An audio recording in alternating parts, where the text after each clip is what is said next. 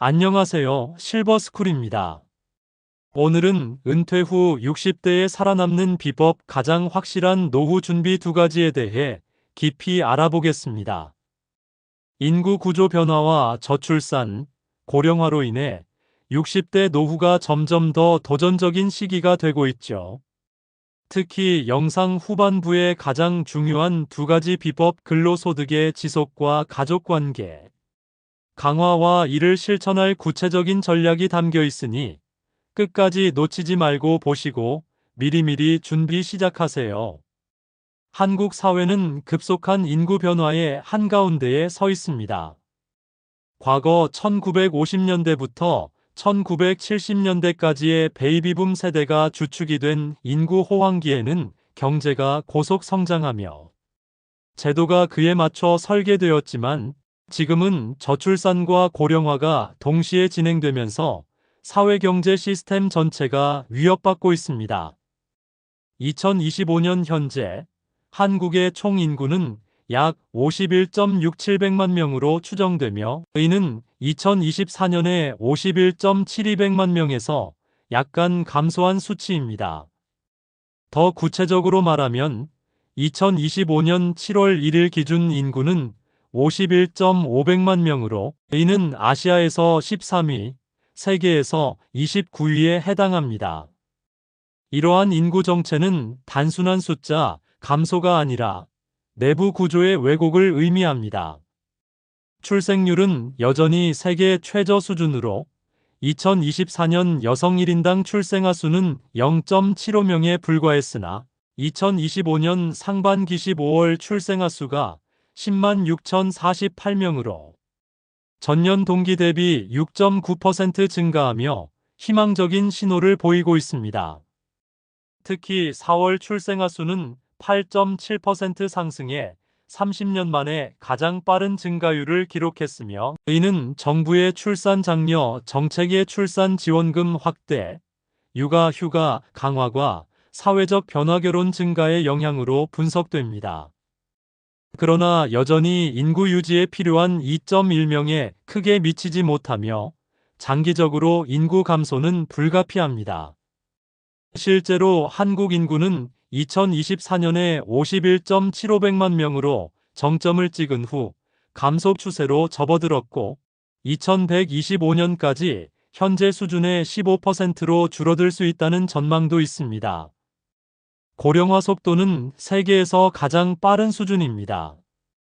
2025년 기준으로 65세 이상 고령 인구는 약 10.2400만 명으로 전체 인구의 20%를 넘어 초고령 사회 슈퍼마이너스 에이지드 서사이어티에 진입했습니다.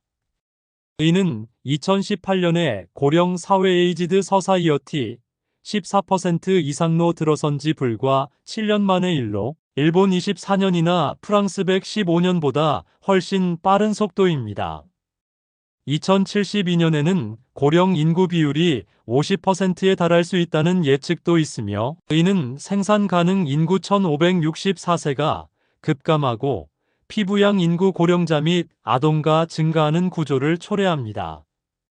예를 들어 2025년 현재 생산 가능 인구는 전체의 약 70% 미만으로 줄어들고 있으며 이는 경제 성장 잠재력을 약화시키고 있습니다. 특히 외국인 유입이 증가하고 있지만 2025년 7월 기준 전체 인구 정체를 막기에는 부족하며 고령 인구 비율은 1인 5명 중 1명이 65세 이상인 수준입니다. 이러한 변화 속에서 가장 큰 압박을 받는 세대는 5070 사이의 중년, 요즘 어른들로 약 1700만 명에 달합니다. 이들은 베이비붐 세대와 X세대의 중간 지대에 위치해 있으며 과거 고성장 시대의 혜택을 일부 받았지만 지금은 저성장과 고령화의 직격탄을 맞고 있습니다. 특히 60대는 은퇴 후 새로운 삶을 시작해야 하는데 고임금 구조로 인해 재취업이 어렵습니다. 한국의 첫 직장 퇴직 연령은 평균 49세로 이후 72세까지 불가피하게 일을 해야 하지만 일자리 질이 열악해집니다.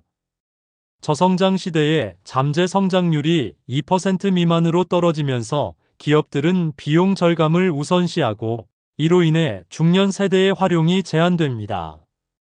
60세 이상 고용자가 700만 명을 초과하며 노동 참여율이 49.4%에 달하지만 이들의 대부분은 저임금 비정규직으로 OECD 평균보다 높은 고령자 고용률 뒤에 숨겨진 낮은 직업질이 문제입니다.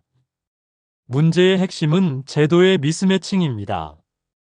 한국의 사회제도는 1980년대에서 1990년대 인구 호황기 인구 보너스 시대에 설계되었기 때문에 현재의 인구 쇼크에 대응하지 못합니다.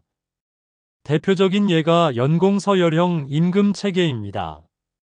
이 체계는 나이와 근속 연수에 따라 자동으로 임금이 상승하는 구조로 과거 기업의 충성심 유도와 안정적 인력 유지를 위해 효과적이었지만 지금은 고임금 중년 노동자를 부담으로 만듭니다. 기업들은 이로 인해 중년 직원을 조기 퇴직시키거나 피크 임금 제도를 도입해 은퇴 전 35년간 임금을 50%까지 삭감합니다. 이는 고령 노동자 빈곤을 초래하며 휴먼 라이츠 와치의 2025년 보고서에서 나이 듦에 대한 처벌로 비판받았습니다. 실제로 한국의 법은 60세 정년을 강제하며 이는 고령 노동자 수백만 명을 빈곤으로 내몹니다. 기존 수혜자들은 이 변화에 저항합니다. 연공서열의 혜택을 받은 기성세대는 임금 피크제나 성과 중심 임금으로의 전환을 반대하며 노조 중심의 대기업 생산직에서 특히 강합니다. 그러나 제도 재편 없이는 사회 전체가 위기를 맞습니다. 예를 들어 임금 피크제가 잘 안 되는 이유는 기존 임금 구조의 관성과 저항 때문입니다. 기업 입장에서 중년 노동자를 유지하려면 낮은 임금으로 장기 안정적 근로를 유도해야 하지만 이를 뒷받침할 정책이 부족합니다. 정부는 보조금과 지원금을 통해 기업의 임금 부담을 줄여주는 복합적 접근을 취해야 합니다. 최근 노동개혁으로 윈-윈 임금위원회가 2023년에 설립되어 임금 격차 축소와 성과 중심 임금 전환을 논의하고 있으며 2025년에는 포괄 임금 제도 종합 임금 시스템의 개편이 추진되고 있습니다. 또한 새 정부는 성과 역할 기반 임금으로의 전환을 장려하고 있으며 초과 근로와 미지급 임금 문제를 해결하기 위한 법 개정이 진행 중입니다. 60대에 살아남으려면 무엇보다 확실한 노후 준비가 필수입니다. 인구 구조 변화는 단순한 통계가 아니라 개인의 생계와 사회 안정성을 위협합니다.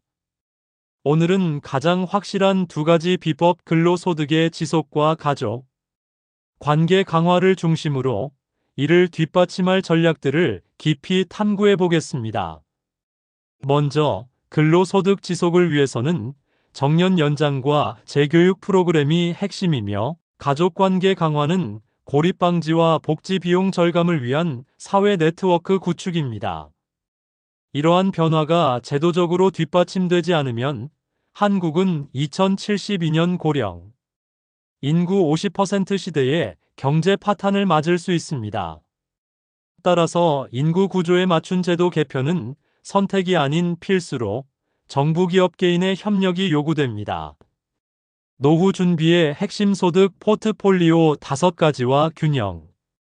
노후 준비는 더 이상 연금 하나에 의존할 수 없는 다각화된 접근이 필요합니다. 특히 60대는 이미 은퇴 시점이 다가온 세대로 준비가 늦었다고 느낄 수 있지만 소득원을 5가지 포트폴리오로 체계적으로 정리하면 실현 가능한 방향을 찾을 수 있습니다. 첫째, 공적 이전 즉 공적연금입니다. 이는 최근 1700만 세대 베이비붐 세대부터 X세대까지부터 수급이 본격화되면서 안정성이 크게 높아졌습니다. 국민연금 만액 수급 비율이 과거 세대보다 높아지면서 전체 연금 소득의 기여도 수급 만족도가 개선되었습니다. 예를 들어 2025년 국민연금 개혁안에서는 기여율 인상과 함께 출산 크레딧 확대가 논의되고 있으며 이는 연금 수급액을 40% 이상 증가시킬 수 있습니다. 둘째, 사적 이전, 즉 자녀 용돈이나 가족 지원입니다. 그러나 이는 자녀 세대의 경제적 어려움으로 인해 신뢰도가 급격히 낮아지고 있습니다. 최근 조사에 따르면 젊은 세대의 실업률과 저임금 문제로 사적 이전 비중이 20% 미만으로 줄어들었습니다. 셋째, 근로소득은 가장 이상적이고 안정적인 형태입니다. 한국은 멕시코 다음으로 고령 근로가 많은 국가로 60세 은퇴 후에도 72세까지 일하는 경우가 대부분입니다. 2025년 기준 65세 이상 고용률은 OECD 최고 수준인 37.3%로 이는 2.7배 높은 수치지만 대부분 저임금 단순직입니다. 넷째, 자산소득은 저축, 주식, 부동산 등 축적된 자산에서 나오는 수익입니다. 이는 인플레이션과 시장 변동성으로 리스크가 있지만 최근 정부의 퇴직연금 제도 강화로 안정화되고 있습니다. 다섯째, 사업소득은 퇴직 후 창업, 예를 들어 치킨집이나 소규모 상점 같은 형태인데 최근 감소 추세입니다. 실패율이 70% 이상으로 높아 고령자 창업 지원 프로그램이 필요합니다. 과거 한국 사회에서는 사적 이전 가족 지원과 사업소득 비중이 50% 이상을 차지했지만 이제 공적연금과 근로소득이 주축으로 자리 잡고 있습니다. 금융복지실태조사에 따르면 이 두 가지가 늘어나면서 장기 안정성이 높아지고 있으며 특히 연금소득은 2025년 개혁으로 대체율 소득 대비 연금 비율이 45%까지 상승할 전망입니다. 그러나 60대는 불확실성 리스크가 본격화되는 시기입니다. 한국의 첫 직장 퇴직 연령은 평균 49세로 49세부터 72세까지 불가피하게 일을 해야 합니다. 정책 지원이 필수인데 끊임없는 소득이 부모 경제의 기반이기 때문입니다. 직업 패턴에 따라 다르지만 일반 샐러리맨은 퇴직 후 열악한 일자리로 내몰리기 쉽습니다. 예를 들어 2025년 고령자 고용 프로그램 KSEP처럼 정부가 지원하는 공공 일자리가 증가하고 있지만 이는 전체 고령 노동자의 10% 미만에 불과합니다. 따라서 노후 준비는 이 포트폴리오의 안정화가 핵심입니다. 균형을 위해 연금과 자산소득을 40%씩, 근로소득을 20% 목표로 설정하고 사업소득은 리스크를 최소화하는 보조수단으로 활용하세요. 또한 정부의 고령자 재교육 지원예, 디지털 직업 훈련을 활용해 포트폴리오를 다각화하는 전략이 효과적입니다. 가장 확실한 비법 1. 근로소득의 지속.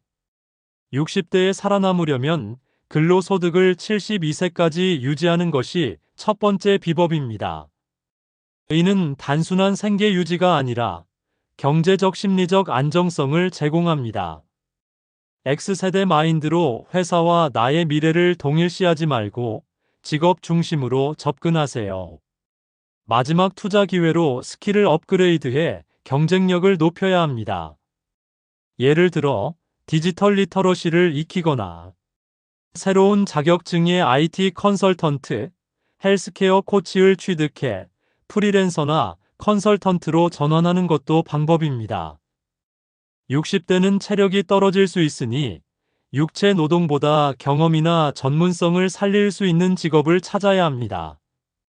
실제로 2025년 OECD 보고서에 따르면 한국의 효과적 퇴직 연령은 정상 퇴직 연령보다 높아 고령자가 장기 근로를 선호하지만 일자리 질이 낮습니다. 정책적으로도 정부가 고령 근로자를 위한 일자리 매칭 프로그램이나 재교육 지원을 확대해야 합니다. 2025년 고령자 고용률은 38.2%로 높지만 70세 이상은 30.7%, 75세 이상은 24.8%로 떨어지며 대부분 단순직입니다. 정부는 고령자 고용 기업에 세제 혜택을 주거나 60대 특화 직업 훈련예 AI 기반 노인 케어 교육을 제공하면 근로소득을 유지하기 쉬워집니다. 예를 들어 2025년 5월 기준 5,579세 경제활동 인구가 10.01백만 명으로 사상 처음 1천만 명을 돌파했으며 이는 전년 대비 32만 8천 명 증가한 수치입니다. 근로소득은 장기 안정성이 높아 단절되기 전까지 최대한 확보하는 것이 60대의 생존 전략입니다. 이를 위해 개인적으로는 건강관리정기 검진과 네트워킹 동아리 참여를 병행하세요. 만약 정년 후 재취업이 어렵다면 정부의 KSEP 프로그램처럼 공공부문 일자리를 활용하는 것도 대안입니다. 돈보다 중요한 가치관계와 가족의 힘. 돈은 노후의 기본이지만 60대 노후에서 더 중요한 것은 관계, 특히 가족입니다. 복지제도는 보완성의 원리로 작동합니다. 개인이 해결하지 못하면 가족, 친족, 마을, 사회, 국가 순으로 커버하죠. 한국은 과거 대가족제도로 복지 비용을 절감했습니다. 부모가 자녀의 주거와 교육을 지원하고 노후에 봉양받는 교환 시스템이었죠. 은퇴한 부모가 손주를 돌보며 세대 간 역할을 나눴습니다. 하지만 가족이 축소되면서 모든 것을 시장에서 구매해야 합니다. 혼자 사는 60대는 주거, 의료, 노후 복지 리스크에 취약합니다. 중년 캥거루족처럼 자녀와 함께 사는 현상도 가족 복지의 일환입니다. 2025년 기준 25세에서 34세 젊은 성인의 66%가 부모와 동거하거나 경제적으로 의존하며 이는 캥거루족 증가로 이어집니다. 이는 젊은 세대에 지연된 독립취업 지연, 주택 가격 상승 때문으로 2025년 4월 조사에서 경제적 이유로 부모와 동거하는 비율이 70% 이상입니다. 정부의 가족 지원 정책도 강화되고 있습니다. 2025년부터 퍼터니티 리브가 10일에서 20일로 확대되었으며 출산 후 120일 이내 사용 가능합니다. 또한 고령자 커뮤니티 센터와 가족 상호작용 프로그램이 확대되어 고립 방지를 돕습니다. 가족은 심리적 안정감과 시장에서 살 수 없는 가치를 제공합니다. 예를 들어 가족 동거는 복지 비용을 30% 이상 절감할 수 있으며 정신 건강에도 긍정적입니다. 가장 확실한 비법 2. 가족관계 강화. 가족은 심리적 안정감과 시장에서 살 수 없는 가치를 제공합니다. 60대에 살아남으려면 가족관계를 강화하는 것이 두 번째 비법입니다. 자녀와의 정기적인 대화, 배우자와의 동반 활동, 혹은 지역 커뮤니티 참여로 유사 가족 네트워크를 구축하세요. 예를 들어 지역 봉사활동이나 취미 모임을 통해 새로운 관계를 형성하면 고립감을 줄일 수 있습니다. 정책적으로도 정부가 고령자 커뮤니티 센터나 가족 상호작용 프로그램을 지원해야 합니다. 가족이 없으면 복지 파탄으로 이어질 수 있으니 혈연이든 의제 가족이든 관계를 유지하는 것이 필수입니다. 2025년 가족 지원 정책으로 출산 보조금 면세와 육아휴가 확대가 시행되며 이는 세대 간 연결을 강화합니다. 실제로 캥거루족 증가 3040대 부모 동거는 노후 복지 비용 절감을 돕지만 과도한 의존은 피하세요. 대신 온라인 커뮤니티나 고령자 앱의 시니어 소셜 네트워크를 활용해 관계를 확대하는 전략이 효과적입니다. 결혼과 출산 본능과 현실의 다리 놓기. 요즘 결혼과 출산이 선택으로 여겨지지만 이는 본능과 현실의 괴리 때문입니다. 가족은 고통스럽지만 어마어마한 행복을 줍니다. 젊은 세대 조사에서 결혼과 자녀에 대한 희망도가 높지만 경제 압박으로 포기합니다. 2025년 결혼 건수는 13개월 연속 증가하며 4월 18,921건으로 4.9% 상승했습니다. 평균 결혼 연령은 2024년 31.6세로 1995년 25.3세에서 상승했습니다. 출생도 11개월 연속 증가하며 2025년 5월 6.9% 상승했습니다. 60대가 후배 세대에게 해줄 수 있는 건 이들이 가족을 구성하도록 리스크를 줄이는 제도를 만드는 것입니다. 주거 지원, 육아 보조 같은 정책이 필요하죠. 가족 없는 노후는 고립과 비용 폭증을 초래합니다. 60대는 이미 가족을 이룬 경우가 많으니 이를 유지하고 강화하는 데 집중하세요. 예를 들어 자녀와의 갈등을 해소하거나 손주와 시간을 보내는 활동은 심리적 안정과 삶의 의미를 더해줍니다. 의제 가족 트렌드도 있지만 혈연 가족의 가치는 대체 불가합니다. 정부의 2025년 정책으로 결혼 출산 지원금 확대가 이 트렌드를 뒷받침합니다. 100세 시대 평생 근로화 제도 재편. 100세 시대, 심지어 120세까지 가는 시대의 60대는 여전히 생산 가능 인구입니다. 하지만 정년 제도는 65세에 기계적으로 피부양 인구로 전환시킵니다. 인구 구조가 바뀌었으니 제도도 바뀌어야 합니다. 과거 100만 세대가 피부양으로 넘어가면 연금, 건강보험 비용이 폭증합니다. 평생 근로가 상식이 되어야 합니다. 오늘까지 일하고 내일 돌아가는 모델이 이상적입니다. 60대는 고임금 구조로 일자리 찾기가 어렵지만 연공서열 임금 폐지가 대전제입니다. 나이 많다고 고임금을 주는 건 비효율적입니다. 생산성 중립 평가와 정책 지원으로 안정적 근로를 유도해야 합니다. 예를 들어 정부가 고령자 고용 기업에 세제 혜택을 주거나 60대 특화 직업 훈련을 제공하면 근로소득을 유지하기 쉬워집니다. 2025년 정년 연장 논의가 활발하며 법적 정년을 65세로 상향 조정하는 안이 제안되었습니다. 이는 평균 수명 증가 2025년 기대 수명 83세 이상화, 맞물려 평생 고용 시대를 열 수 있습니다. 위기를 기회로 제도 개편과 60대의 역할. 한국이 위기를 기회로 바꾸려면 제도 개편이 필수입니다. 복지, 조세, 산업제도가 개도국 질서에 머물러 있습니다. 저출산과 고령화로 인구 구조가 역전됐으니 미스매칭을 해소해 성장률을 회복해야 합니다. 60대는 이 변화의 중심에 있습니다. 근로소득을 유지하며 경제에 기여하고 가족관계를 강화해 복지 부담을 줄일 수 있습니다. 기업과 사업자는 인구 위기 안에 기회를 찾아야 합니다. 60대의 경험과 생산성을 활용하는 새로운 시장을 만들 수 있습니다. 예를 들어 고령자 맞춤 서비스 의료기기, 교육 프로그램나 시니어 케어 산업은 성장 가능성이 큽니다.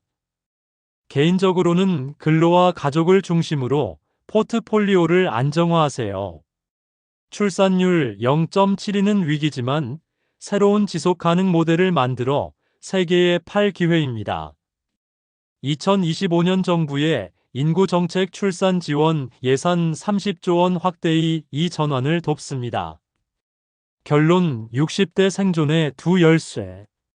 60대에 살아남는 비법은 근로소득의 지속과 가족관계 강화입니다.